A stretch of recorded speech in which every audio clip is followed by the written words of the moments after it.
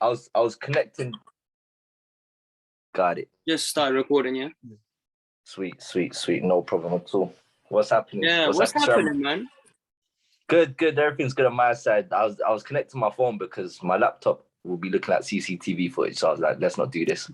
So Yeah. hopefully this is a bit better. Let me see. Yeah, man. No, it looks decent. Sweet.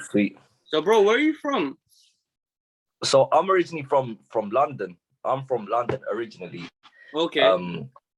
But during the pandemic, COVID happened, and then so then I ended up coming here. So originally I was meant to come here for 3 days. Yeah. And 3 days turned out. I'm in Alicante, in a small place called Elche. Okay. So there's like this city, town, whatever you want to call it. It's called Elche. Yeah. So I've been here for like nearly a year and a half. I was originally meant to come here for 3 days, and I'm still here. Man. Man went to escape and he started like a huge vacation, bro. That's no good. Yeah, man. No, why did you stay out there, man? Just like less noise, I guess. No, so like less bullshit. It turned out to be better actually. So, I used to work as a PT in UK. So the gym I used to work at was closed at the time, and it was closed for an extended period of time. So, like, in a sense, COVID actually helped me. Like, it was actually in my favor. So I managed to turn most of my clients to online clients, and I could work throughout the pandemic. So I had the luxury of doing that. So so then I decided, hold on, like, here, like, life's a lot cheaper. I've got a beach over here, weather's nice. And I had my family, so my mum lives here actually. So I was like, you know what? Let me just stay here with my mum. And it just turned out to be better actually over here. So ever since I'm here, but I'm looking to come back. Yeah, man. No, the vibe is different, isn't it? When you're away from this concrete jungle, bro. Trust me. Yeah. And like, obviously, with the pandemic, everyone going online. Like, we spoke with Joe Macro Golf, who's a golf coach basically, and he does mobility training online. And I was like, how the fuck would you do that? We were like, that's what I'm thinking of it. Before the pandemic, how are you gonna do like personal training where it's like almost like, how are you gonna tell someone their movement is off when you're on camera versus when you're not actually in the gym? You know what I mean? It's different. So but now we properly introduce this, Yeah. You know, it's crazy, like, because the thing is, people adapt. Like, whether you like it or not, when you have no other options, people just adapt. Like, us as humans, we're good at adapting. So like this, like, even I was just doing, this is completely different subject, but I was just doing some research into like, you've heard of the metaverse, right? Yeah.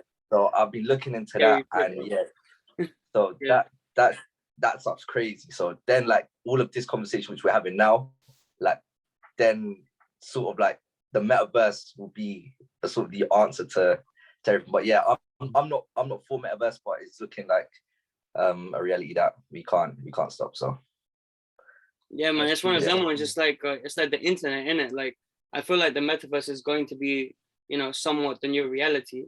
And if we don't latch onto it, then we're gonna be like our parents or our parents' parents, who were like, the internet's not gonna be a thing. Too far removed from like what real life is. We're gonna have these conversations, man. We gotta latch onto it, but at the same time, we gotta use it. Realize what life actually is, isn't it? Use it with discretion. Don't like overdo it.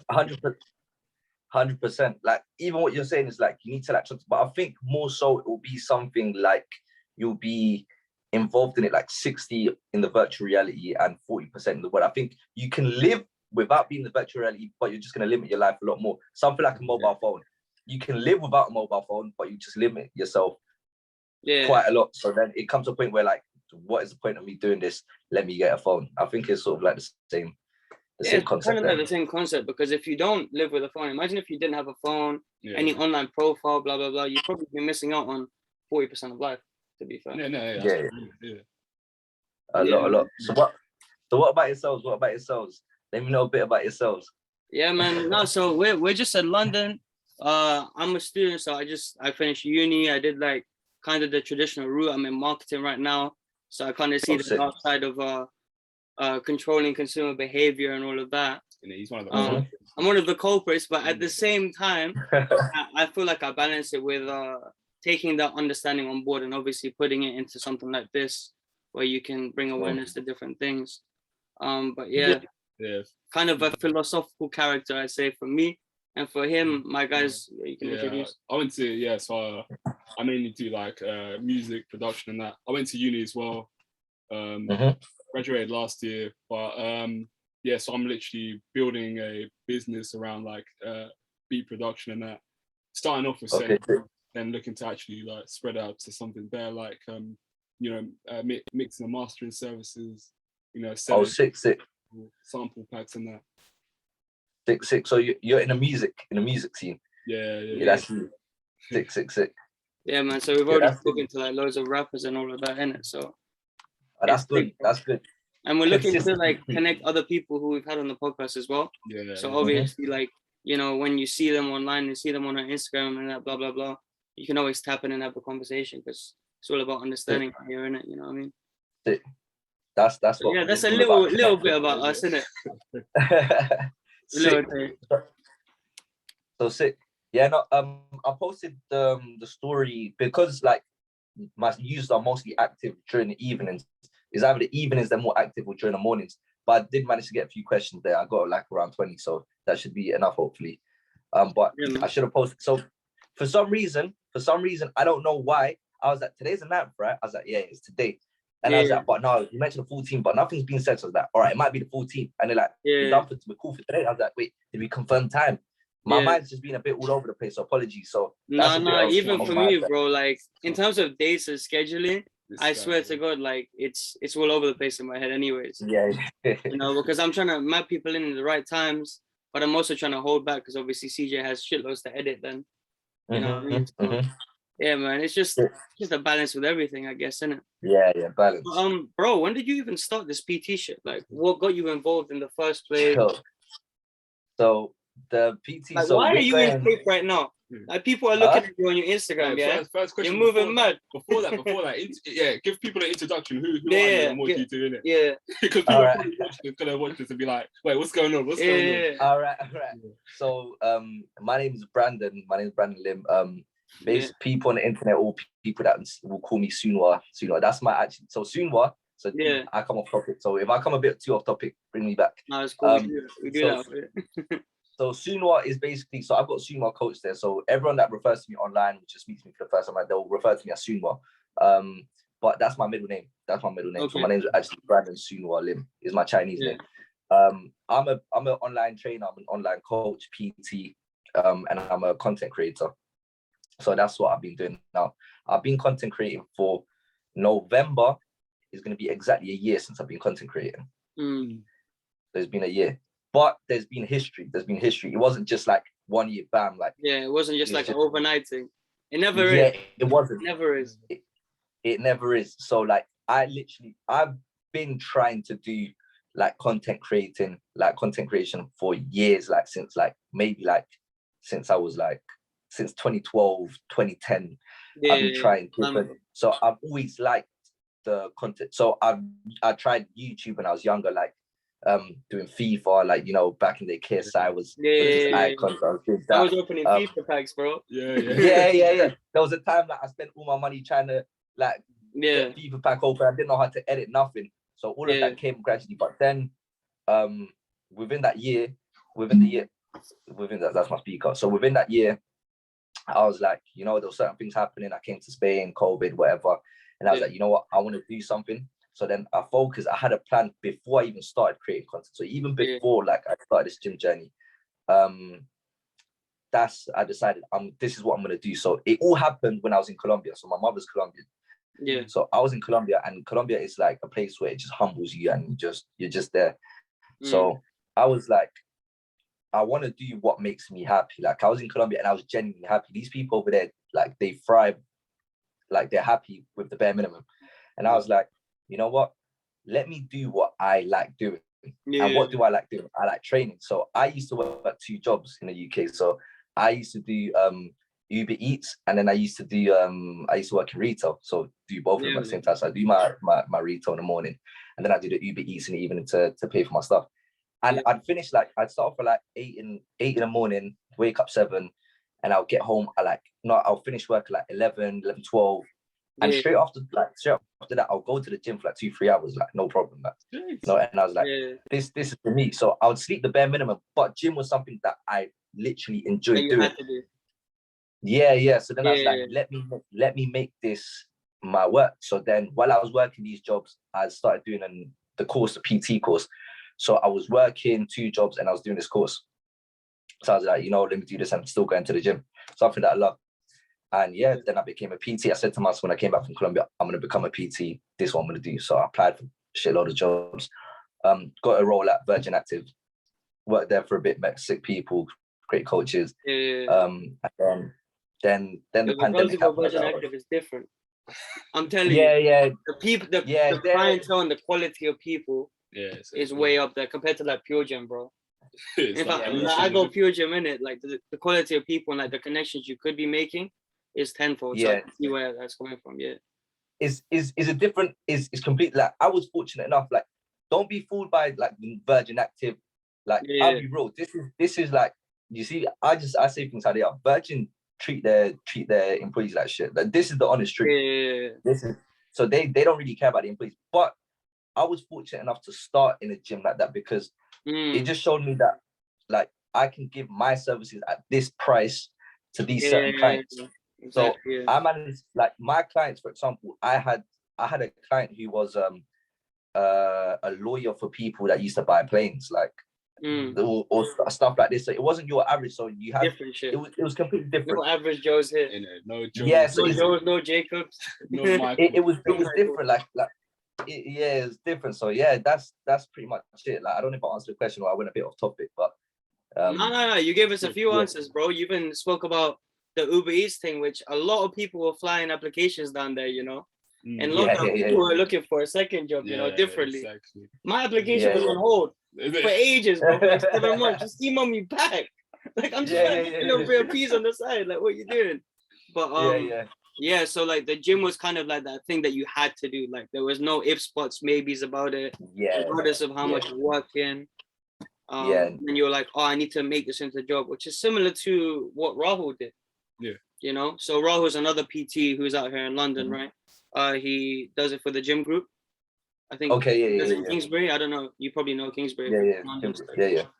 But he was doing like a View Cinema job for a while, like a couple of years, just trying to save up to do his qualification at the gym so that he could center his life around the thing that made his life drastically different, right? So I feel like whenever someone who's been like either a little bit fat or has been fat the whole life, whatever it may be, or maybe they just want to be a little bit healthier, they get into shape. And because that is the thing that has transformed their life to a big scope, they're like, why don't I just make my whole livelihood around this? And then I will never get off this train of fitness, basically. I'll never stop because I can't.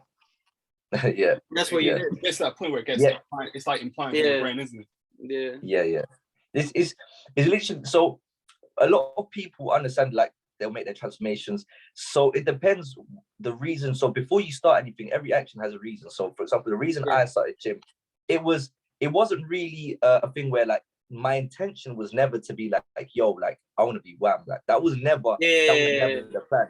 So the plan originally, how it started, was I used to play football as a kid, the dream, becoming a footballer, whatever. That didn't go too well. What position, by the way? Left back. Okay. Left back. So man, like young Ashley Cole. You know, Ashley Cole, legend. But the typical, like, I snapped my knee. So right now I've got like screws and I had a tendon donor. Like, I had just an extensive surgery on my knee. So I was meant to do like rehab. I was meant to do prehab before my surgery. But I didn't do it. So I suffered a lot. So like literally after my surgery, I was like a month and a half just bedbound. I couldn't move, put any force on this leg. So my leg was done. So literally I would walk, and just from that walking session, I feel like I'd done the craziest leg session. But then after that, I was like, you know what? I was working 2 jobs and I wanted to save money. I was like, listen, like, I ain't really got peas like that. Let me save peas. I need money. And my nephew had a gym membership, but he never really used to go. So pure and just take the pins and just use your register. So that's what I used to do. So I was like, oh, like, let me use your code. And next thing you know, like, I was going to the gym regularly. I didn't know what I was doing. I'll go on YouTube quickly, like, yo, let me check chest workout. Cool, do this. Chest workout, ab workout, leg workout. Yeah. Whatever the typical. Back then it was Mike. Find your favorite person on YouTube. Yeah, I'm gonna do whatever you say. Come on. Yeah. You know, do you guys remember? Do you guys ever manage to see some guy called Mike Chan back in the day? Yeah. The name rings a bell. He's like crazy. He's a Chinese. Right? He's a. What did you say, bro? It's crazy ab workouts, right? Yeah. So he's like in everything with that Sean T guy. It's a similar kind of program. Yeah, so he used to do all of that. So I used to watch him. I was like, yo. So I used to watch his videos, couple other videos, and I used to do it. And like, I noticed, I was like, you know what? For example, I'm an overthinker. Yeah, like my brain is always working all the time, and I just think like my like a branch. It goes from one branch to another. And I was like, you know what? This gym thing is good. Like, it will fatigue me like mentally. Like, it was just good. It just felt good. Yeah. And I was like, this is for me. So that's how it originally started. I liked it, and I then like family, friends be like, "Oh, could you give me some tips? What are you doing?" I was like, and then someone said to me at my workplace, "He's like, Brandon, I could see you being a coach," and I was like, "You know what? Why not? Like, it's actually true." Then you do this, and then that's how it started, and I've never looked back since. It's just a little bit of affirmation. I feel like it always helps along the way, innit? Like when you're doing a new venture, the first person to acknowledge that you're doing well is like the first step towards doing it for the rest of your life, innit? Yeah, definitely. You know, like the first time someone said, "Oh yeah, that beat's cold, bro," you were like, "Okay, I could do this. I could do this for the rest of my life." If like everyone says that shit, or if like 51% of people say that shit, then I'm a good producer by definition, innit? Yeah. You know, or someone says, "Oh yeah, you have the accolades to be a coach, or you can put people in the right direction," you know, or you make it easy for people to understand, because that's all it is at the end of the day, being a coach. That's exactly what it is. Like I'm sure obviously you play football, right? You play left back, and when you were in coaching sessions, you know that coach probably had a knack for it, right? He had a knack for those pointers. He had a knack for singling out someone with potential and then taking them to the next step, whether it's like, you know, county football or whatever. I guess we all have like examples around us, and then maybe you model yourself around those characters. Don't know. That's pretty much exactly how it is. And like when you end up seeing, like you said, when people start to realize before you, because that's normally the case, people realize something before your own self. And then once you hear it more than once or twice, and you're like, actually, like you start to doubt yourself, and then within that doubt, you start to question yourself. Like, this person said, I've got it more than once or twice, and then you question yourself. You start to balance things out. And you're like, actually, let me give it a go. I like it. Why not? And like one of the best quotes that I always remember and that pushed me was like, doubt kills more dreams than failure ever will. And it's like, if you have something you love and you never try it, you will never know. So then it's like, this crazy. So at least I can say like, look, I've tried it. If it didn't work out, it's fine, but I tried it. So I think that's the most important thing. And that's an anchor point that people are lacking, you know, and people don't ask that question because they feel like they can't ask themselves that question because it's all about survival, and they've already made it to a certain point, whether it's like, you know, a decently stable job, you know, a way to make income, and, you know, if you do anything else, it'll be weird. You know, why would I do something I love if I have to do this? I have no choice. People who say that, they're going to be in a detrimental position, innit? They tell themselves they have no choice and they're powerless. They do, you know, but you didn't do that, obviously, right? You must fuck them up because you told yourself, if I don't try this, or even if I do try this, what's the worst that can happen? What's the worst? What's the worst? It was a no-brainer for me, and literally it's sort of like a cult. When you meet PTs or you meet people that start at the gym, like the typical question is like, why did he start? When did he start? Like like when you're joining the cult, like, come here, like tell us. So it's like I met some sick people at Virgin, for example. There was a couple trainers that you'll be surprised, a lot of them worked in finance, a lot of them were earning like 6 figures yearly, and they quit their jobs to become like yoga instructors or these, and you'd speak to them, they're like, listen, I used to hate my job. Like, I used to make 6 figures, but I would dread waking up every single day to like, yo, I don't want to do this.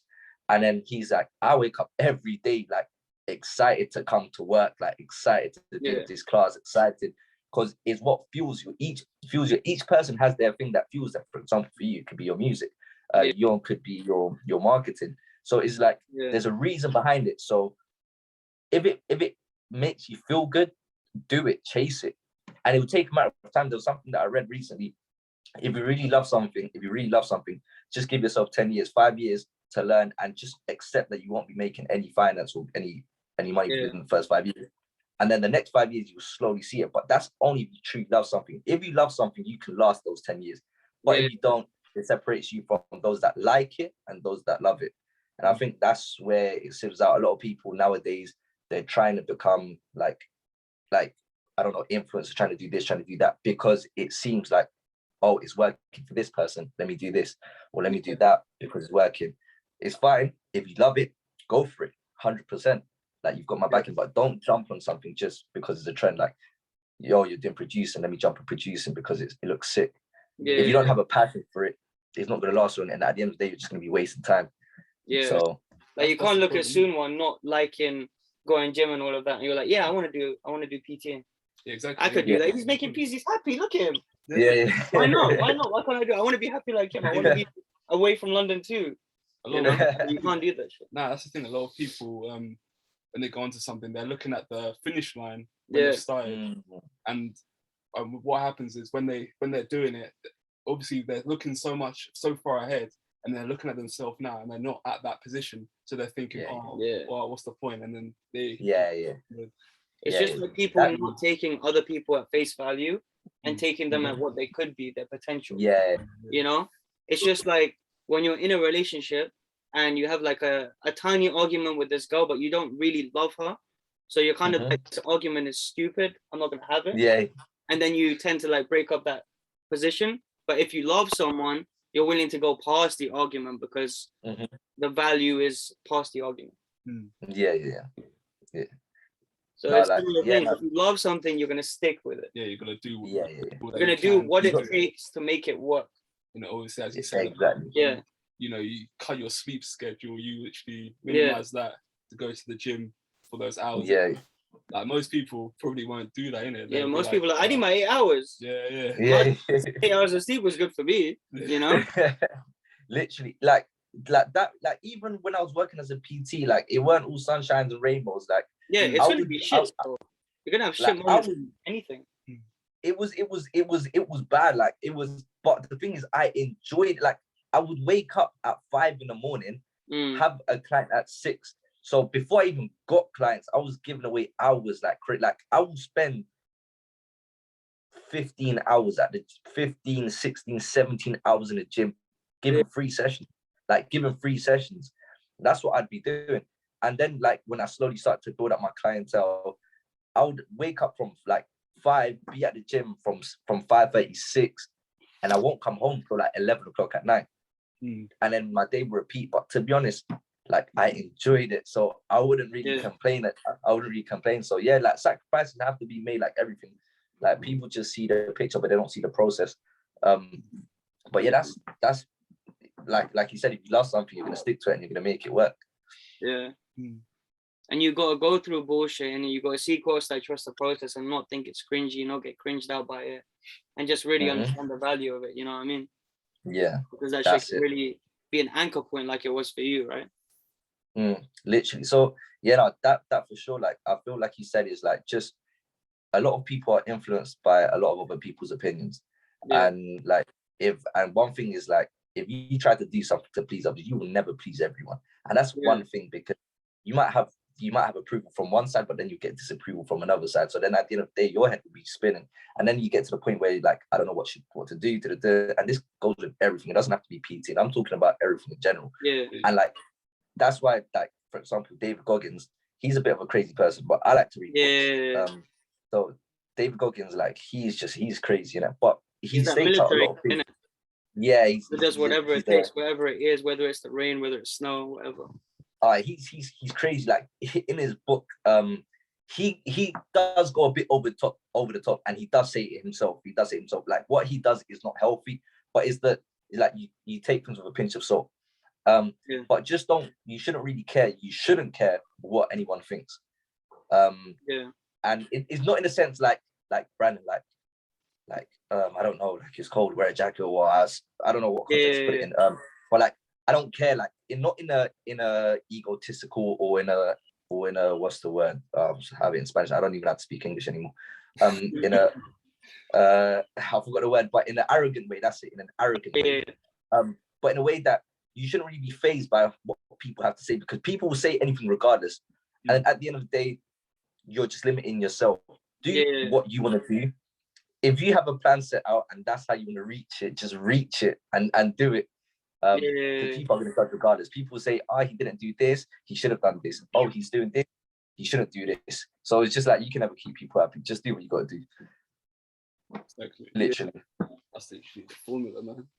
Yeah, like you should value your own opinion above everyone else's, because what if you have a weekly plan where your diet is there every single week, you have meal plans, blah, blah, blah, and your family's like, oh, you know what we did? We got like bare chicken wings and that, and it's downstairs right now with peri fries.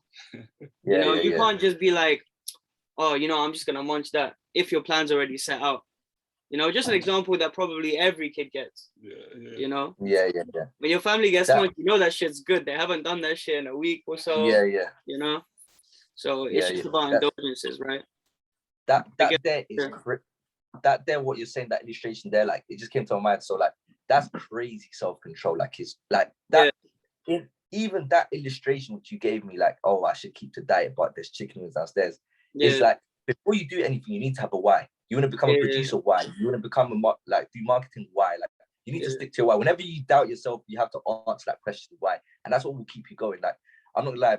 When my nephew watches this, he, for example, like whenever I doubt myself, my little nephew, he's 17 at the moment. He's 17, and this guy he doesn't know, but this guy motivates me crazy. Like his self-control is nuts. Like I look up to him.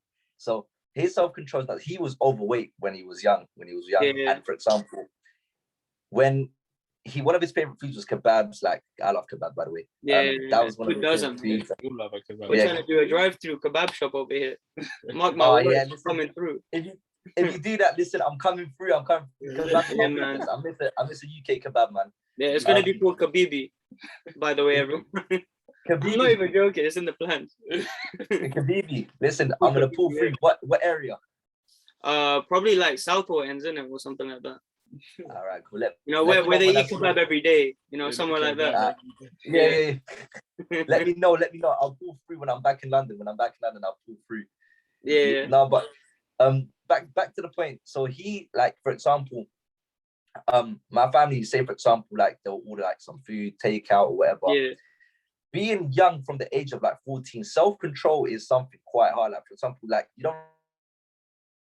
he had it deep rooted in his head. He's like, you know what, I'm gonna lose this weight, and this is why I want to do it. So his why was like, he would never question it. For example, I would question it. So I'm like, listen. But he stayed firm, solid, and he reaped the reward. Like he reaped it, and like he lost all this weight.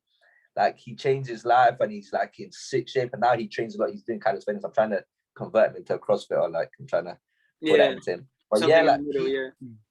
But but that's crazy. Self-control is nuts, and that's what a lot of us lack. We lack self-control. Like I just try to live my life by 3 things: by consistency, like just not caring what other people think, and just self-control. Like those are simple things I try to control, keep my life around, basically. Yeah, man. And obviously, like I've been on your Instagram. I've seen that you read similar books that like what we kind of read.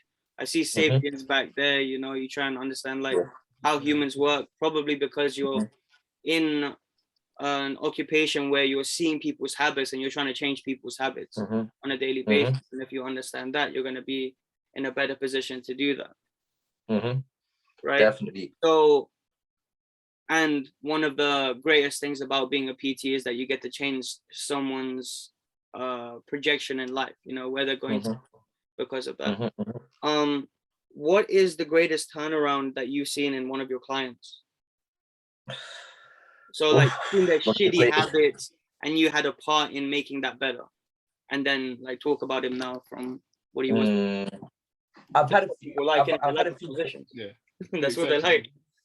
So I think the major part in anything, like anyone that will stay consistent with fitness, I think the biggest part is the way you view things, or the way your mind now works, like moving forward. So I've had one client.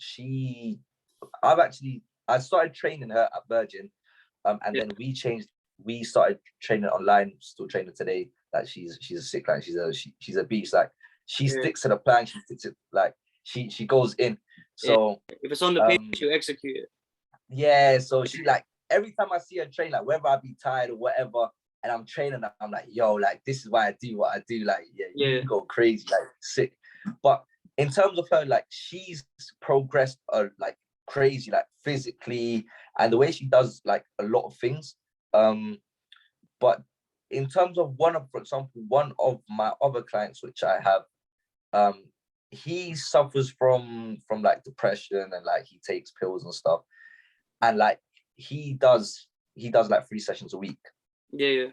And sometimes he has relapses, but you understand when you read books and you start to understand humans as emotions. And once you start to understand people as people, already we're gonna have to take a dip if we want to go up a little bit. So like he for example, let alone like logging into a session and doing a session, no matter like if we execute 100% or not, like I commend him a lot, because when you're in a state of mind, because I've been in points in my life where I've been very low, and your motivation to do anything is just at its bare minimum. Like you don't want to even wake up. All you want to do is sleep. So logging into a session and training 3 times a week is something which I highly commend, and I tell him this all the time. So I think that, for example, is just trying to keep a routine, or like trying to stay consistent with something is something that I've seen consistent is one thing that all of my clients have been building, is that consistency with whatever it is, whether it be logging into the session consistently with a plan. That's one thing they've progressed, and I've seen a lot of change in. Yeah, man. And you touched upon depression there, and it's linked very closely with going and doing PT sessions, because obviously, you get endorphins rushing into you, you start feeling a little bit better, you start moving a lot easier, and then obviously you build better habits and shit like that. Oh man. No, in a powerful position, bro. No, but we don't realize the extent of it. When we were growing up and all of that, we saw PTs in our gyms and we were like, oh yeah, he's probably on like what, 15 or K or something like that. But it's not the case anymore. You can make a lot more money from that. From PTing, especially if you have your client base. So like when it comes to PT, for me, as much as it is a business, I genuinely care for the progress and for the well-being of my clients. This is why you get a good trainer and you have a trainer. So there's a lot of differentiating. So as a good trainer, there's always this conversation. So to make someone sweat, to make someone say my body's hurting the next day, anyone can do that. Just give someone a crazy workout. So there's more to being a coach. There's more than just do this workout, do this exercise. There has to be some sort of structure. So it depends on the client. So I've had clients tell me, like, the main thing that you'd have when you have a consultation, what are your goals, what are your plans in the fitness? What do you want to do? I've had loads of clients say, I don't have a goal, just train me. Like, that's fine. That's fine. They just want to keep fit. That's completely cool. But if you have a plan, sorry, what did you say, bro? They just want to be better, innit? Yeah. They just want to be better. So those that want to better, you just give them whatever. Like, they just want to be fit. Like, let me do this. I'm going to go out on the weekends. That's completely fine. No one's like, not everyone wants to be like an athlete, like have this super strict lifestyle. Completely understandable. Everyone chooses to live their life how they want to. No one can. But like, there has to be structure. That's one thing. Have structure and understand your clients. That's number one. Understand your clients. You have days where your client just can't perform, or there's stuff on his mind. I've had sessions where, like, I've had a client and I know my client now. So with your client, you have to build that rapport, that relationship. So when I see a client, for example, and I know he's not himself, this PT session has now turned into a therapy session. And then like we wasted like half an hour of this session, and they're like, yo, thank you so much. Like, I needed to speak about this, whatever, because I've understood and I know how you're feeling. Because the way I view everything is like, if I was in your position, how would I like you to treat me? Like, I'm a person, I'm very empathetic, like I'm super empathetic, which is a good and a bad thing. But yeah, so but me, I don't care about that 30 minutes because I care about you as a human. Forget about the business, forget about the money. That's me. This is my effort. So then after that's been done, now I see, all right, your head's in the game. I would tell you, listen, I want you to go home, chill, like focus on yourself. I'm not going to charge you for those 30 minutes. Like money is important, but I care about you more. I care about you more as a person rather than the money. Yeah. And then after that, I would either train you, still give you an hour, so I'll give you 30 minutes and the hour. Yeah. And then that's how it happens. But I've built like sick relationships with my clients. Like my clients will send me gifts, or like they just like whatever. Like we've got a sick relationship. We've got a sick relationship. But yeah, no, I think more important with anything you do is just caring about. It's all about people. Everything, music, whatever, is care about people. And you know, it's hard when you're building a business, man, to care about everyone. So obviously, I resonate a lot with when you said I'm an empathetic person, and that's a good thing and a bad thing, because obviously I've seen the deficit of being an empathetic person, right? But when you have an intimate relationship with someone where you're almost taking care of like a portion of their habits, a big portion of their habits, right? You have to penetrate past that first wall, you know, that first barrier, and you have to think past the fact that, oh yeah, they're a paying customer, and have to get to the next paying customer, and then the next one, the next one, you know. You'd rather have them for a while as your client, and you'd rather build that relationship, so you're nurturing that relationship by having that 30-minute conversation. You know? Exactly. And I think the people who are successful are going to be the ones who nurture the people they're serving, you know, because in reality we are serving the people who come to us for beats, or if someone wants me to write them a poem, or if someone wants me to teach them a golf lesson, you know. If I've made that better connection with them, then they're going to come to me way more often with a smile on their face.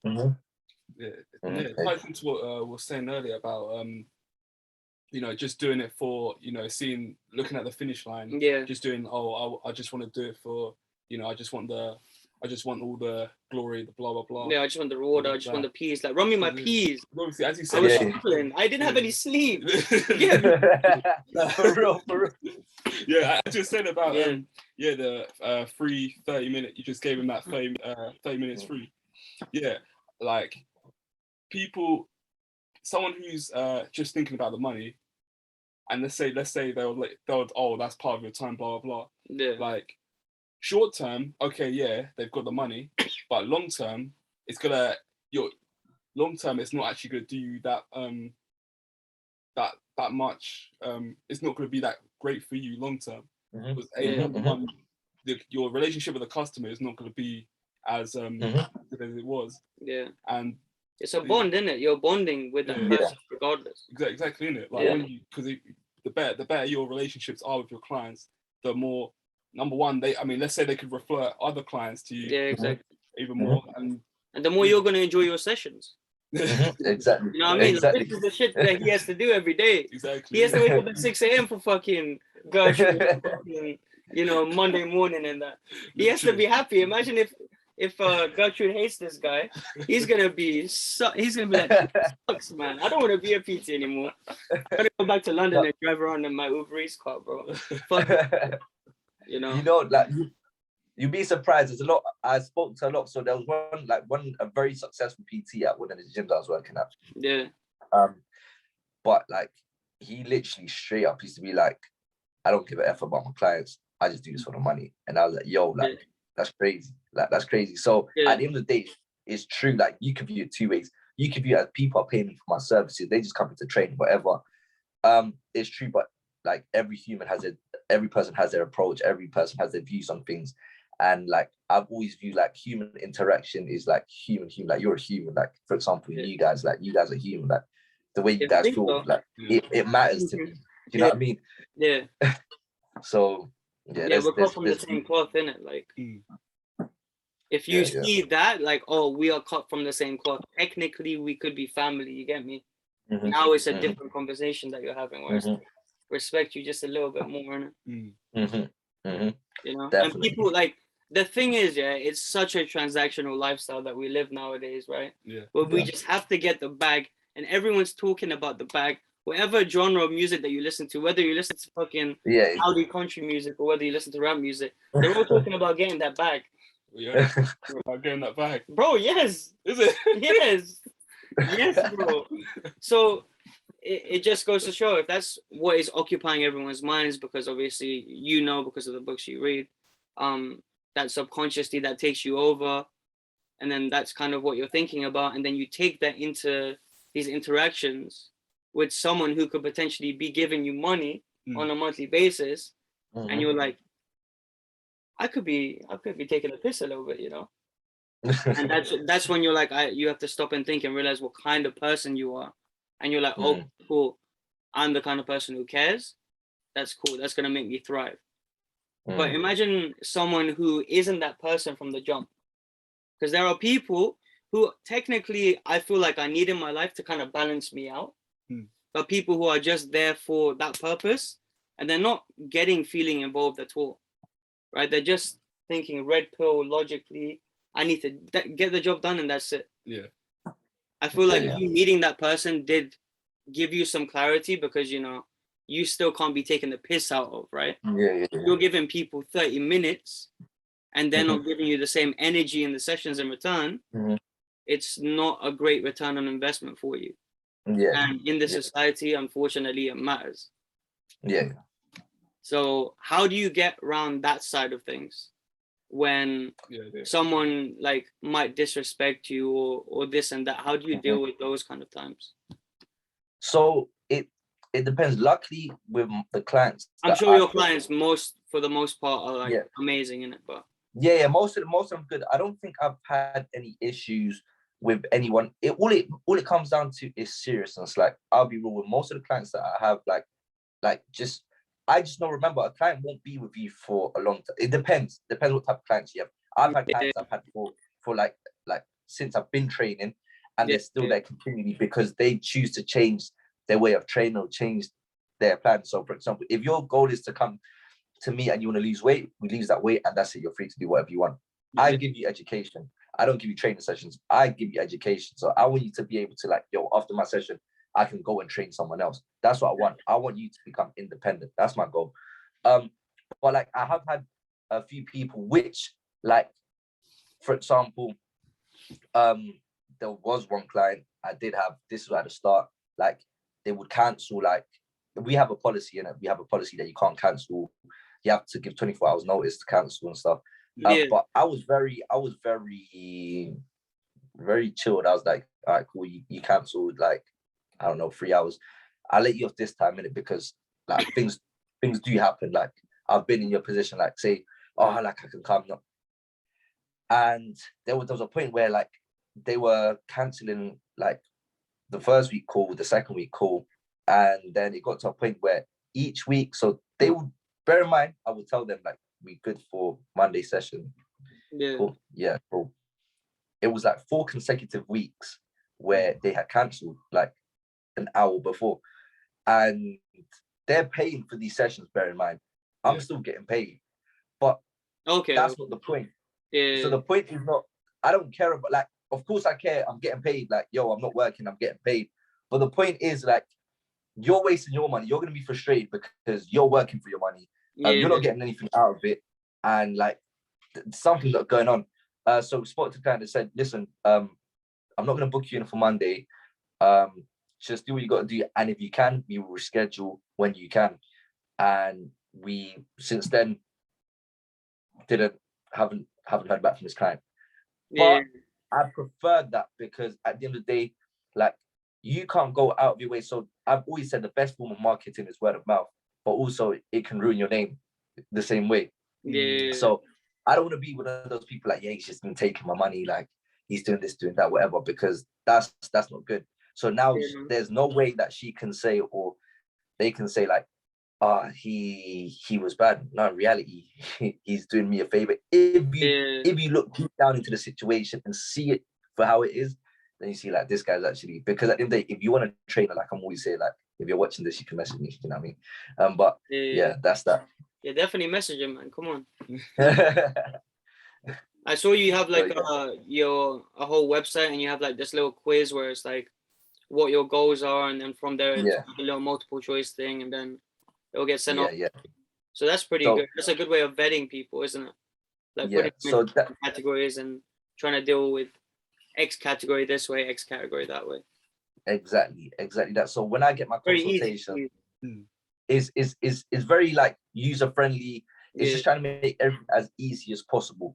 And then from that, I will just suggest the best option depending on what the issue is. So for example, if I have a lot of clients, like I said, I do this for me. A lot of people say I'm stupid, I'm crazy, but like I said, I care about the client, I care about the person more than the money. And I know, like I said, if you like something enough, I don't care about the money now. Like it's not like, not that is like I would love to get the money now, of course, like anyone. But like I would rather people see that this guy cares, and they can see it, and I know it's just a matter of time before I bear fruit from it. It's like anything, whatever you put in, you get out, and that works with everything. So I'm a high believer in that. I'm a high believer if you do good, you get good. And it shows, man, because you could have been taking that guy's money for like weeks on end, innit? But exactly. Let me cut it. What's going on? What's the situation? Can you make it? Can you not? You know. And I'm sure you probably had similar scenarios, innit, where someone's trying to ask you for a free beat without having the accolades to get a free beat and stuff like that. Yeah. So like, did you kind of have to do the similar? No, I mean, what I do, here's how I do it. So like when I tell the people because they need to know. How I do it is like when I put it up there, if you wanna, I put it in brackets, it's free. So like if you wanna download it just to freestyle over it, just to plan it, you can do it for free. You can download it for free. Obviously, it's gonna be tagged, so you know. But what's the tag? What's the YouTube channel? Oh, YouTube channel is COL. Oh yeah, that's the one. I forgot it. I forgot it for a second. Yeah. So I put it for free. It says in brackets free, but basically it's free for non-profit. Just so you can download it. Let's say you're interested in the beat and you kind of want to plan it, because some people do that. You don't want to buy it first. You want to have the whole song ready. Yeah. So that's what I do. So they can like download it and try and just get some lyrics up there. Then when they're finally ready, they can actually buy it. But yeah, like I think an example at like what you said about how that person kept taking the piss, and like not really taking the piss because we didn't understand the whole scenario. Giving you money and you had to be like do that. I think an example in producing is probably when like a new artist wants to buy like an exclusive. So basically in producing, if you're gonna buy an exclusive beat, that means you have the full rights to the beat, so I can't sell the beat again. But the cost for exclusives, that can range from like £300, depend on how big you are to be producer. That can be like to £1,000 for that one beat. So like an example for that was like, there's this new artist that wanted to buy like he wanted to buy like one of my exclusives. And that's gonna be like a couple hundred, but it's like he hasn't put out any music yet and he's just started. I'm saying it would probably be better to lease something, because to lease it is cheap. Lease it first, as what does that mean? I don't know what do you mean lease? So just borrow your basically leasing is a non-exclusive, so you can use the beat. You can depending on what type of lease you get. If it's like a there's different levels in it. So like, let's say the lowest one is like when you use the beat, you can get up to 5,000 views or something, or 5,000 streams before, like if you get over that, and then you have to buy a higher lease or something like that. So okay, makes sense. Yeah, so you can. So you have to buy an exclusive if you reach 5,000 or something like that. No, not or just a higher tier. Just higher tier. Or, okay. Contact them. But basically, So basically, I was telling him like, you might as well buy a lease first because you're new, because you don't want to be spending like 500 or something like that for a beat in it when you're new. Yeah. And it's kind of like, and So you're trying to give him the right advice to steer him. Otherwise, you might be spending way too much money for what it's worth. Yeah. Obviously, the money's gonna be nice, isn't it? The money's gonna be nice. Yeah. But, you know, it's like you don't wanna kind of just jeopardize like your word of mouth and all of that. Yeah, exactly, innit? 100%. But that's good. Like, for example, if then after the information you've told him, he says like, "Yo, no, I want to buy the beat," then go for it. Yeah. But you've already advised them. Yeah. I mean, to be honest, he did say that. He said, I want the exclusive, mate. I want the exclusive. Yeah. I'm like, you gotta give the customer what they want at the end of the day, even if it's not the right thing sometimes. You know? You still have to have that division. Exactly. Yeah, no, that's good. That's good. That's what I always tend to do. Like, I'll say the same thing. Like, I'll try to offer them the most cost. I always give a couple of options. I give the cost effective. I give them a recommended one, and then you get to decide what you want. Yeah, and it's the same thing because you know how human psychology works, right? So we're kind of driven by the price points, isn't it? So we have to give a couple options, right? Because if we don't, then they're like, okay, what is a good option? What is a bad option? I don't know my bearings over here. Yeah. You know? Yeah. And that's when you're out of depth, you can make like a terrible decision. Yeah. But yeah, man. So how long have you been doing this PT thing overall, by the way? PT and officially since the end of 20, so basically like 2 years and a half, probably 2 years and a half. So pretty new. So what was the branding like before the PTing and all of that? So I know, were you like that worker guy, like no sleep kind of thing, or did you go out and that? Like? So ever since young, I've always been an ambitious person. Like always been like I need to go get it type person with whatever it was. So like when I was young, I used to play football. So like I would train to play football. I was always training. But then it got to a point where like I wasn't really doing much, to be honest. I would just work, go home, work. I had a girlfriend at the time, so I was like literally work, girlfriend, you know, the married life. Pretty much that's it. Work. Yeah, literally work like Rihanna. Literally, that's it. Yeah. That's it. So that was literally me. And then now I was like, and then it got to the point where I found a gym, started gymming. I gymmed for like a year, and then I was like, you know what? And then we got the full circle. Yeah, so you've kind of always just been driven, innit? Yeah. So that's what it is. I've always like tried. Have you ever wilded out? Sorry? Have you ever wilded out? Like, have you always had a girlfriend, or have you like, did you go into the clubbing scene like that, or? Nah. You Never. See me like that's not you. Like that's not a bit of me, you know. Like I've always been like I've always said like the way I think. I'm saying this as a PT, you know. Yeah. Like I'm not like the average. Like the way my mind thinks is complex. Like I say I'm like 70 in this brain. I've never really liked the clubbing. Like I can count the amount of times I've went clubbing like with the palm of my hand, like 5 times or like no more than 10. No more than 10. Yeah, I wish that was the case for me, man. Fucking not anymore, but before, I used to take it. Partying. Like, I don't know. It's like the concept of it is sick, like go music. Basically, I can't really drink too much because when I drink, like I end up getting a crazy pain in my leg. It's crazy. I don't know why. Like the pain goes down to my leg and like I struggle to sleep and stuff. But then I view it as like, all right, I'm going out. Like there's the big problems that when you go out, especially in London, like you get people that are always trying to like they look at you a certain way, or they try to create some sort of aggro, and that's not me. Like I like peace. I'm a man. Like if I'm gonna go out, I want to enjoy myself. I want to have a drink, but you can't do this in this day and age. Like there's always some sort of thing in like Colombia or some shit. That's what he wants to be doing, you know.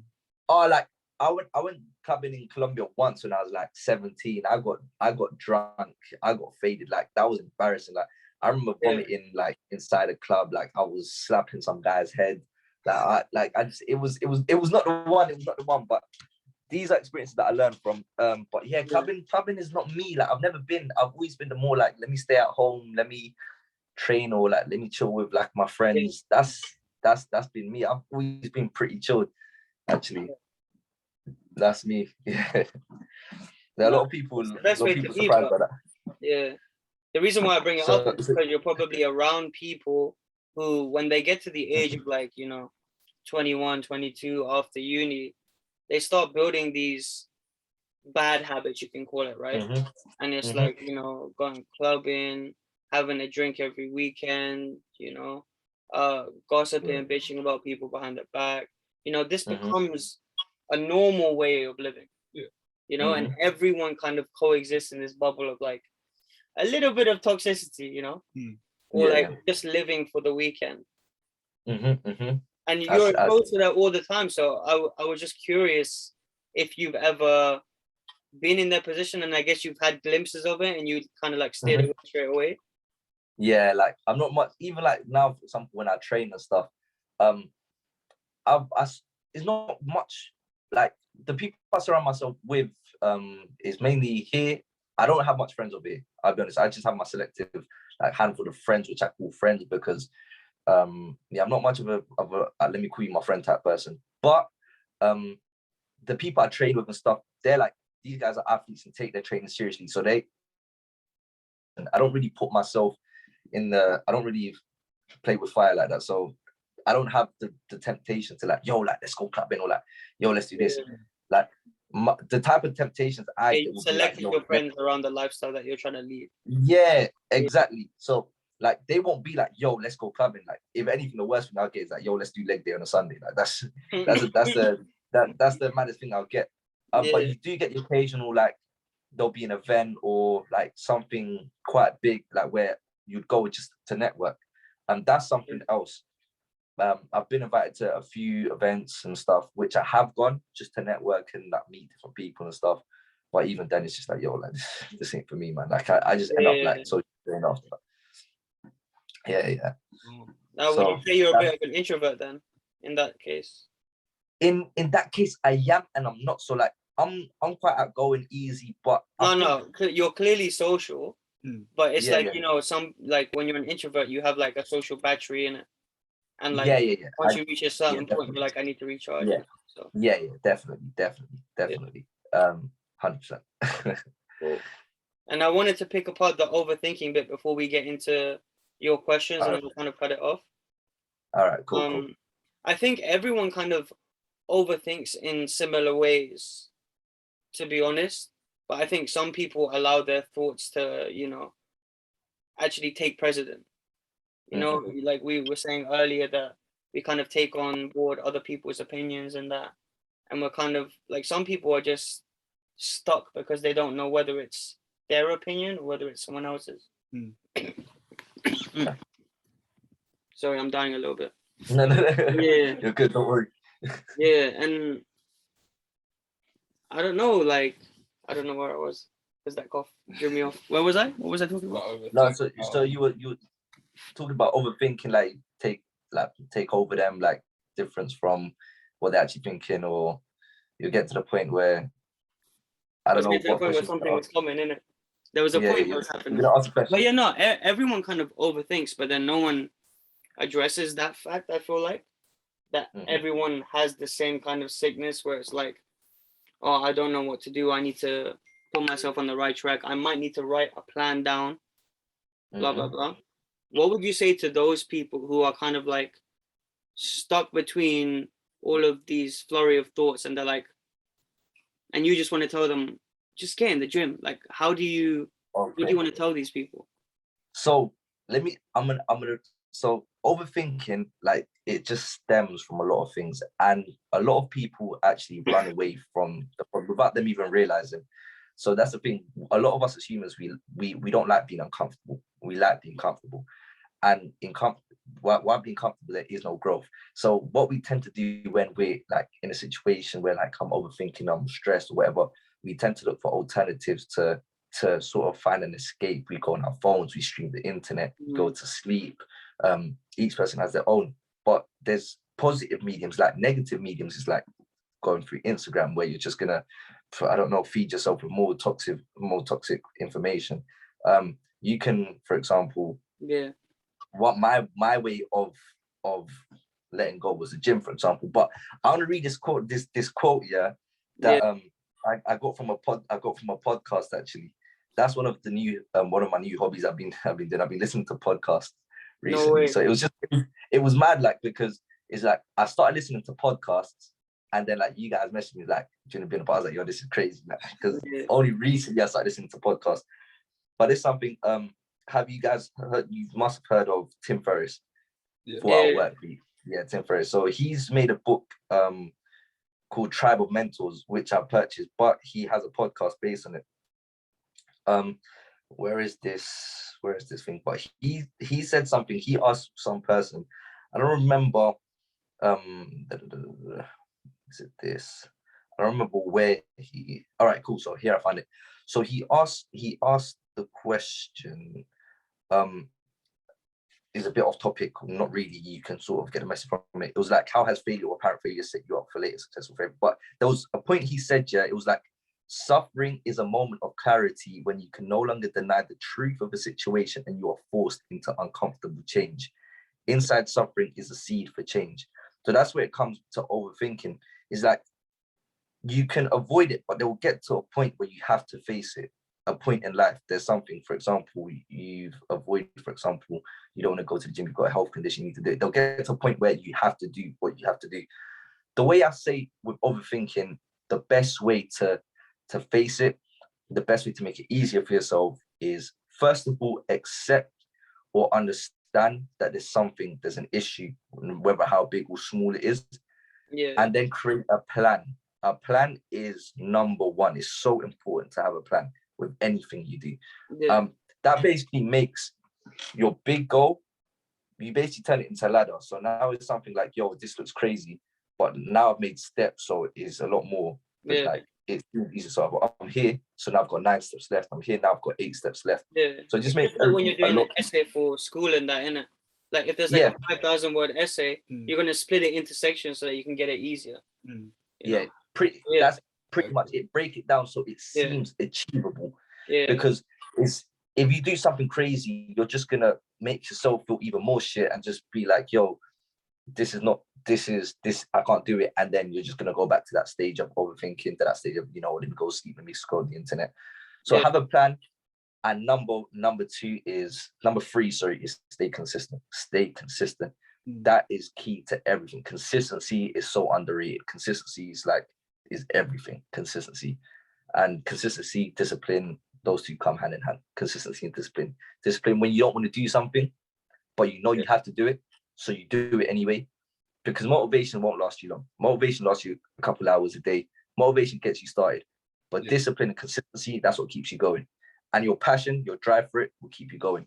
So that's number 1. Realize what you have to do, realize the problem, create a plan, consistency and discipline. And this is the secret to life. This is actually this is it. So everything. That's the formula, and people will hear what you're saying and they'll be like, you know what? This is the goal that I'm going to take forward to my next day, but then they'll forget about it. That's the thing. They haven't executed it, and they'll look for these excuses, like you're saying, like, oh yeah, you know what? I know after work I need to go to the gym, but why don't I just call my friend and ask them to go to a shisha lounge quickly? Which is why man's coughing so profusely, and I'm on audio. I woke up just now before this. Bare shisha. Man's out of it. I need a haircut. I need a trim. I need all of this. I'm a mess today. But you have to not look for these excuses, innit? And luckily, when you said, "Oh yeah, I'm gonna shout you guys at 8:15," I actually went to the gym. So thank you for that. Thank you for giving me the time to go to the gym. Yes. Yeah, I thought you just said. Do you think I'm a fucking scrub? I mean, do I? Well, I do, because I'm that, you know what I mean? Yeah. But yeah, no, that's just the play in it. You gotta execute it, and whether you like it or not, we look for excuses, bro. And like you said, if you don't love the shit, and if you don't let yourself suffer for a bit, you gotta sit in that suffering. You gotta sit down on your bed and think about what you've done. With the habits that you've been doing. If you've been going out every single week, you gotta look at yourself in the mirror and you gotta be like, I need to feel the deficit of my own actions. You know, because you put yourself in that scenario, you get yourself out. And that's why I feel like people just springboard when they get into fitness, because that's the one thing that gives them discipline and consistency to take on board all of the other tasks in their life. Exactly. And like you said, I think I forgot the main point is execution. Do it. You have to start this plan and this whatever. It is nothing without just get started. Just do it. Literally, like, just do it. It's just, that's why it's such a great slogan. Action, execution is most important. So you can have this great plan. Like, you can have the recipe to make the best chicken in the world, but if you don't start cooking, you're never gonna do anything. So that's important. Good thing you mentioned that, actually. Action. So no, I think that was a nice way to wrap up. But your audience asked you questions, innit? So yeah. Let me go through those. See if I've got more questions. All right, let me see. All right, I got a few. All right, I got some in Spanish. I got quite a few, actually. Ooh. All right. Should I start off with the English ones or Spanish ones, or? No, just take like your favorite three, basically. Because I got quite a. How many do you have? All right, let's answer a few. Come on. Let me see. 2, 4, 6, 8, 10, 20. I got 20. To be honest, in a couple hours, that's not bad. I was expecting less. 20. No, man, you've been nurturing relationships, bro. Come on. I'm trying.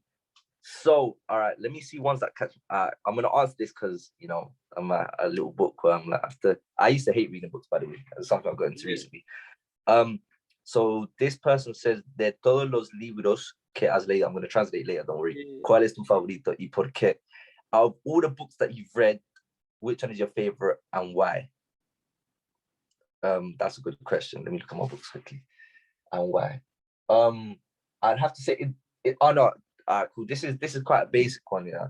Yeah. But I think Atomic Habits is a good book. On my reading list, I haven't even touched it though. Which one?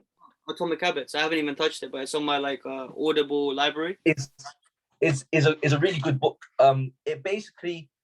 It just helps people if you procrastinate or like you're a person which you're a bit too hard on yourself, is a good book. I think it's a very good book to start off with, because sometimes a lot of people, especially in the society that we live in today, filled with social media and all like the lies it tries to sell you, like you have to be driving Lamborghini by the age of 15 and like all these crazy goals. Like we find it quite hard to praise ourselves, and like we never seem to do anything good enough.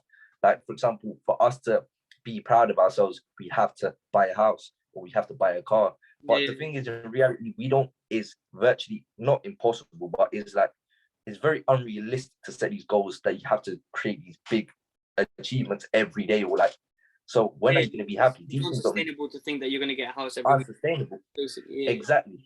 So what can you be proud of? Like, I woke up half an hour earlier. I'm proud of that. I didn't do that yesterday. Or I done my bed today. I done it. I'm happy I done it. I passed the mop today, or like I folded my clothes. Things small like this, people don't actually give that much praise, but really it's something I didn't do yesterday. And that's what the book basically is about, is how to be 1% better every day, and then you become 365% better at the end of the year. So that's what it's about. These small changes, and it's the truth. Like, small things end up being big things. And like at the end of the day, like £1 every day for a year is £365. So like, in whatever concept, it makes a big picture. So that's a good book. Exactly. Like a couple years ago, you won a PT, right? But then exactly, that's now your identity, because you've been doing it for 365. Exactly. You get me? So that's what it is, and that goes back to consistency. The rest is like gym questions. How do you keep persistent? So you tell me which one I should answer. How do you keep persistent with the gym? I seem to fall off after a while. How do you find living in Spain away from London? Advantages, disadvantages. What's your reason why? This is Spain. Yeah, you moved to Spain, right? Yeah. Should I answer this one? Yeah, go. Yeah. All right. So how do you find living in Spain away from London? Advantages, disadvantages. So this question, like I said, my initial plan wasn't to live out here in Spain. My initial plan was to be here for like 3 days and then go back to country. I had a life in UK. I had most of my families in the UK and stuff. Exactly. So the change wasn't easy. Even though I was working and stuff, there was a lot of this that I had to balance out. So it ended up being better for me to stay for the short time, but then things kept on getting worse. There was so much uncertainty and stuff. Advantages from being here in Spain, the things that I've managed to do whilst being here, the way my mind has developed whilst being here has been very good, because in UK, there's a lot of judgment. The way of thinking is very judgmental. Like UK has a very negative way of thinking. Like UK is very judgmental, and that stunts a lot of growth. Like people are scared to do things because the way someone is gonna speak about you. This personally was something to me. Like I was like, yo, I'm not gonna do this because imagine like, or this person's gonna think this. Like deep down, I would never accept and be like, that's the reason why. But I've already accepted it, and I will tell you now, which I am telling you, like that was one of the things that would hold me back. Like, I'm not gonna do this because I'm scared. Like, what would this person think, or what would that person think? Over here, because I was surrounded by like-minded, so the friend, like I've got a friend over here, he's an influencer and stuff. He does a thing. So I was surrounded by people that were doing it, and this is what I wanted to do. He's doing it. So he showed me that I can do it. People are going to speak regardless, like I mentioned to you earlier at the start of the conversation. So I was like, you know what? Let me do it. So I've managed to do a lot of things which I wanted to do whilst being here because I didn't have the negative, like, just thinking of people around. Like, putting you off your track, you know? It's the same thing exactly with, like, what's the man I'm going to say about us doing a YouTube channel, you know? Yeah, like I said, people always, you have to start, like, people view numbers, people don't view people. And that's when you start to realize the importance of what you're doing. Say, for example, I don't have much followers on Instagram. I don't have much followers on subscribers on YouTube. I've got like, what, 200, I think 204 today, 204 subscribers. But then I think to myself, yo, that's crazy. Like the way I picture it, I picture myself standing, like say I'm standing on the street and I've got 204 people in front of me that are supporting me. That's crazy. Like we're not talking about numbers, because if you talk about numbers, 204 is not much. But once you realize that these numbers are people like you and me that think, and that's crazy. So I'm here thinking I've got 204 people in front of me supporting me. Like, yo, that's nuts. You're interested in me. Yo, that's crazy. Like I'm impact. Yo, that's crazy. So that's what makes me do what I do. Like I don't care if you're outside telling me, oh, this guy's so crazy. This guy's doing this guy's doing that. I might not be benefiting your life, but one thing that warms me a lot is when I get messages, like, because I'll randomly, whenever I'm feeling down and stuff, I'll get messages from people like, yo, like you've motivated me, you've inspired me, and I get these messages and like, this is what drives me, this is why I do it. And that's been an advantage of being here in Spain, being able to do that and realizing that, yo, these are people I'm dealing with, not numbers. People are people, not numbers. And that's one thing I'll tell you guys as a tip as well. Like once you realize that your numbers are people, and you see, like, I'm sitting here and I've got 200 people in front of me, yo, that's nuts. I've got 5,000 people in front of me, yo, that's crazy. Yeah, man. Those people have gone through the journey with you, you know. They might have just started off by seeing like one reel, you know, that you've done, like, you know, you started to like cut it together quite nicely now, innit? Yeah. Your real game go up a little bit, you know. Yeah, I'm trying. So they might have just seen one of those, you know, like got inspired by that a little bit. They're like, okay, cool, let me leave that little like. Then they start maybe going on one of your videos, like maybe they want to do an ab workout, blah, blah, blah. And then they press the subscribe button, you know. So they've had the whole journey before that you're not even aware of, but you're not caring about it. You're like, I need to get 1,000 subscribers, otherwise I'm not going to get monetized. Yeah. By the way, clearly that was a nod to you guys. Clearly. Sorry? That was a subliminal nod to the people who are watching this video. Talk about channels. If you're watching this, subscribe. Make sure you subscribe. You gotta help us out. Make sure you subscribe. I know you're watching. You see that little red button there? Yeah, you know what the YouTubers do, bro. Yeah. Hit that button and hit that like button. Bare buttons, though. Bare buttons now. But yeah, yeah. Sorry? What's the next question? The next question, let me see the next question. What do you think has been the hardest thing about having the results you have now with your body? What do you think has been the hardest thing about having the results you have now with your body? All right, go on, get it. Did I read the question loud enough, or should I repeat it? Yeah, read it again. Read it again, please. Yeah. All right. So what do you think has been the hardest thing about having the results you have now with your body? So when I start like this, just to cut things short, when I started out, that wasn't really my intention, but then it got to a point like, yo, I'm liking the physique side of things. The hardest thing about having results with, I think it would have to be the diet. The diet would be like the hardest thing. Probably the diet, because if you want abs or whatever, diet. Basically, let me answer that question short. Diet. That's been the hardest thing. Yeah, because when you already have the abs, bro, it's like the diet. I've never been there personally, but for you, like, what would you say? Like, listen, man, I'm not in shit in it. Listen, I mean, I do exercise, but I'm not gonna say I'm like on your level. No, but you've had abs before, right? I don't know, innit? I don't know. I like trying to big you up and shit, you know. He's been humble. I like it. Trying to big you up, you're being humble like this. Starting on these hoes right now, bro. I felt like starting. No, I like it. But yeah, obviously, when you've got a little bit more trim, it's harder to keep it maintained, innit? Like, I was telling you, innit, as soon as I lose the uncle body, bro, I don't eat well. I'm eating chicken wings downstairs with my mom. You get me? Like, I'm due to, what am I eating later on? I don't even know what I'm eating later on. I'm hungry though. Now, a lot of them are talking about motivation. So, how do you become interested? ¿Cuál es tu motivación? How do you stay motivated? What's your reason for motivation? So I've got like 7 of them asking about motivation. So I'll ask this one, which pretty much summarizes it. How do you manage to stay so consistent with your training, and what motivates you? That basically something. PTs are like, don't ask me this question no more. I'm done. Don't ask me. I'm just consistent, like, okay?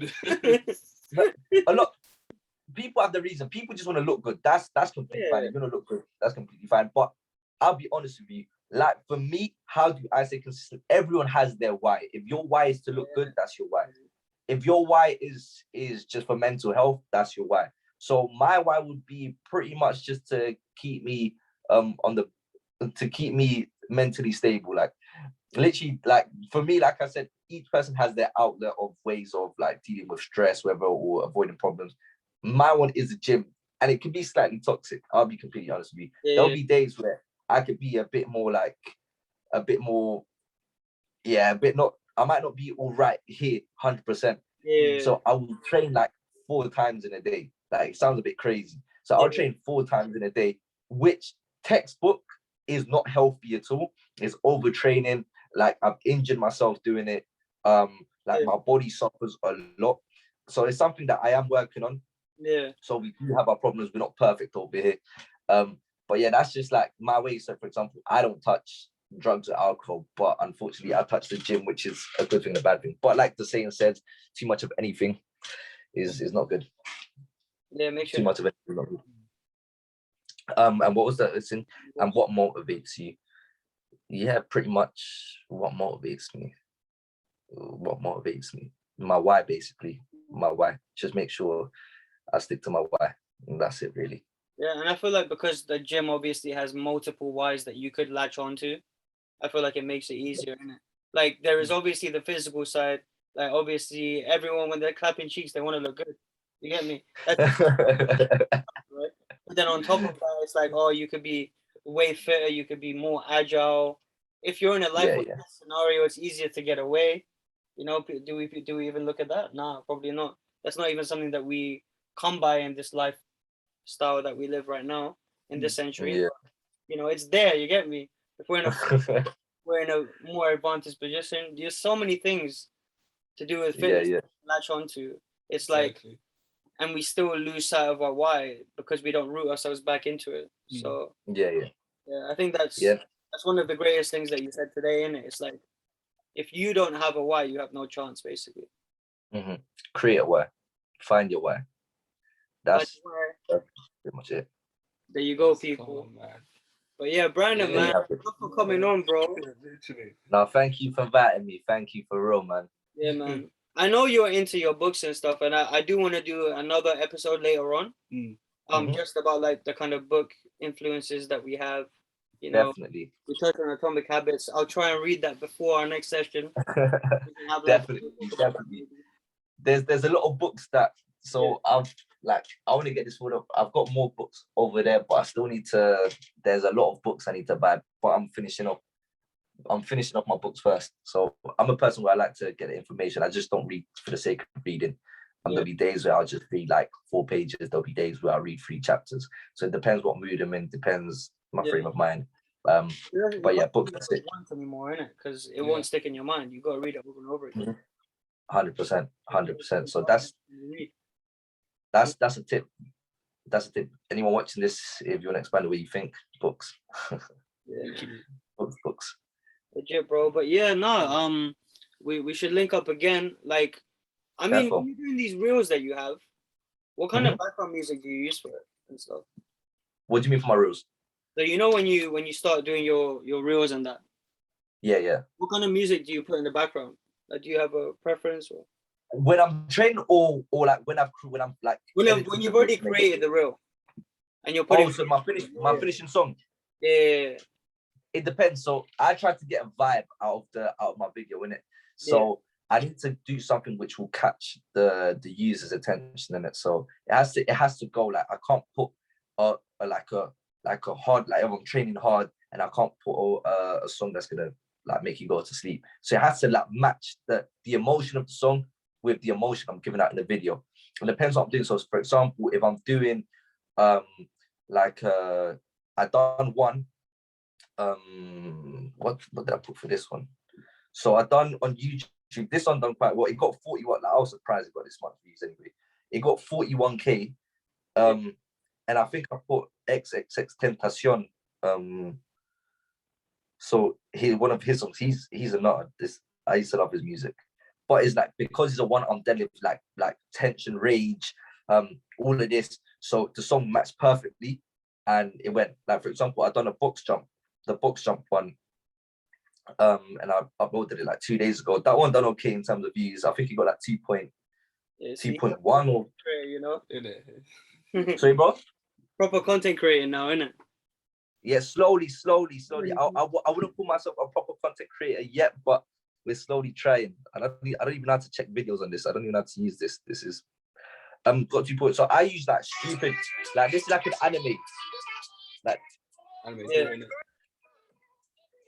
like it's just the music, it just goes with it, because you see like how like in anime these guys be doing like crazy like flying and stuff. So I was thinking like anime, it makes sense. Like it's just sort of like there but not there, like a subliminal message behind it. Yeah, man. But the reason why I bring it up and ask you just quickly is because obviously CJ does instrumentals and that, and we've worked with and spoken to a lot of rappers and stuff. So what I could do is I could send you over a couple songs. Yeah. You use it, man. Sick. No, definitely send like how long are your songs? It'll range like it ranges from like on average it's like 3 minutes. 3 minutes, cool, because I can use them, like if you want I can use them for like my YouTube videos. It depends. So there's a YouTube video I should be releasing next week. I linked up with she's a international athlete. She's a long jumper.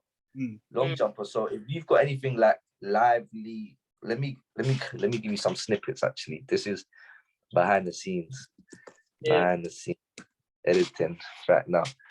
So she's actually sick. She beat me in a race, unfortunately. Yo, my desktop is unhealthy. Don't have your desktop like this, guys. This is bad. Oh, mine's like that, bro. Mine's literally like that. It's fucked. This ain't good. So this is her. So this is the type of vibe. I don't know if you can get vibes from this, innit? My speaker's a bit done out. And then this is me not obviously doing a rap, but this is pretty much the video. We do like light training, and then at the end we do like yeah, my laptop just died. You're right there. So yeah, pretty much that. So if you have like a sort of active vibe thing, but yeah, I just try to make sure the message you get from the video matches the message you get from the song. That's it. Yeah. That's it. So yeah, he's just trying to get his name out there, his beat name out there. Man, it's expanding. Yeah, it's expanding. We're trying to find a way, and obviously we're trying to work with some influencers because they always need beats. Yeah, 100%. Like, even like, do you collab with other producers and stuff? I haven't recently. That's why I want to start doing it again, because I did back in the day, like loads of producers now.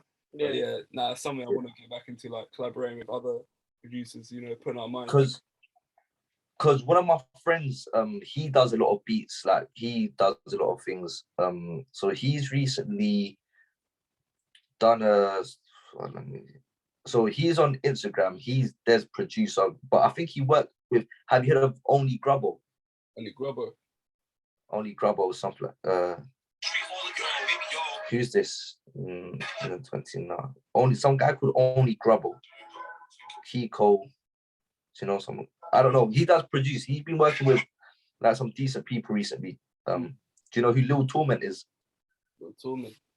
Nah. Lil Torment. I don't know. I don't know much about music, but he does that. My friend, he uses music for his videos as well. He's a barber. He's a celebrity barber over here. Yes. So you could always sling your beats to him. Like, he works with a lot of like important people, like mainly footballers, but recently he worked with what's his name? Have you heard of what's this guy's name? Sav Most Wanted. Sav Most Wanted. Nah.